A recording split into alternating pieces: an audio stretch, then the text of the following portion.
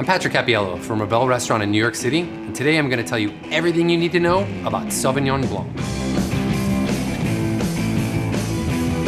So Sauvignon Blanc is really one of my favorite wines to drink as an aperitif, really kind of just get your mouth excited to eat. It's a light, crisp, and refreshing summertime wine.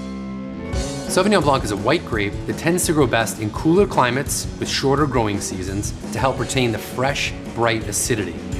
One of the most famous regions for Sauvignon Blanc is the Loire Valley in France, and most particularly, the village of Sancerre. One of my favorite bottles, which is a wine made from a husband and wife, Jean and Franck Bailly, and this is their 2014 Cuvée Chavignon. Sauvignon Blanc from Sancerre tend to be light and crisp with great minerality and aromatics of fresh cut grass. One of the things that makes Sancerre unique for Sauvignon Blanc is the soil type, which is known as Kimmeridgian. We find Kimmeridgian soil in areas where there was once a sea that went extinct.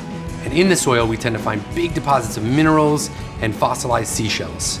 And it really gives Sauvignon Blanc racy, chalky, mineral-driven profile.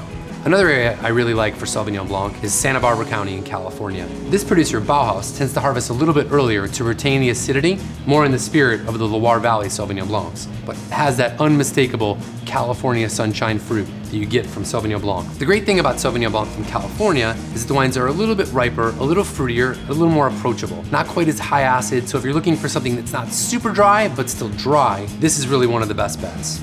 Glassware for Sauvignon Blanc, pretty traditional white wine glass usually will do the trick. Like any wine, the bigger the glass you have, the more aromatic and the more expressive the wine's gonna be.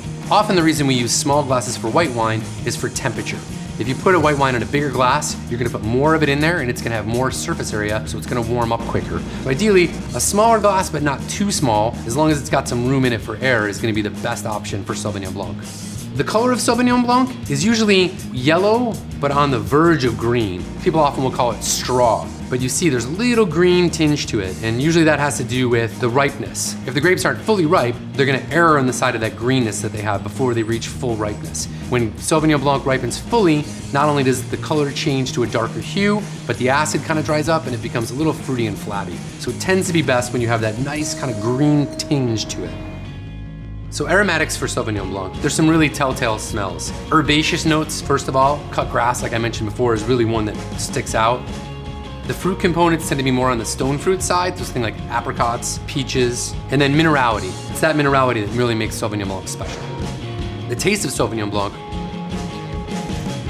it's fresh, bright, almost tart acidity. So it's almost like an underripe peach that really wakes up your palate. It's really all about that acid, that tart quality that Sauvignon Blanc has that makes it really great. And then food pairing for Sauvignon Blanc, I love it as an aperitif, but it's also really great with raw shellfish, oysters, shrimp cocktail, cold shellfish, really, really great pairing with. In closing, for me, Sauvignon Blanc is really one of the great summertime wines. It's perfect with shellfish or before you start a long day of eating and drinking.